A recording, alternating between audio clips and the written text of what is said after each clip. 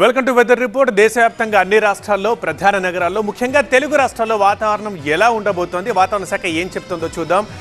Satellite ఏం చెబుతోంది? దక్షిణ భారతదేశం అంతటా మబ్బు ఉంటుంది. ఒడిశా, ఛత్తీస్గఢ్కి భారీ వర్ష సూచన ఉంది. అండ్ అన్ని ప్రధాన నగరాల్లో ఇవాళ కూడా కూల్ వెదర్ ఉండబోతుంది. మెయిన్గా హైదరాబాద్, విశాఖ, బెంగళూరు ఇప్పటికే మబ్బులు కమ్మేశాయి కూడా. రోజు ఎలా వాతావరణం ఉంటుందో ఇవాళ కూడా అలాగే ప్రధాన నగరాల్లో వాతావరణం ఉండబోతోంది. రైట్, ఒక్కసారి రెండు తెలుగు రాష్ట్రాల్లో ఎలా ఉంది వాతావరణం అది చూద్దాం.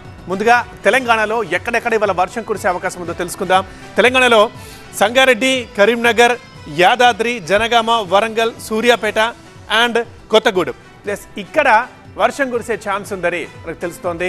అండ్ జనగామ, వరంగల్, సూర్యాపేట, కొత్తగూడెం కూడా వర్షాలు కురిసే ప్లేసెస్లో ఉన్నాయి. రైట్, ఇక తెలంగాణ నుంచి ఏపీకి వద్దాం.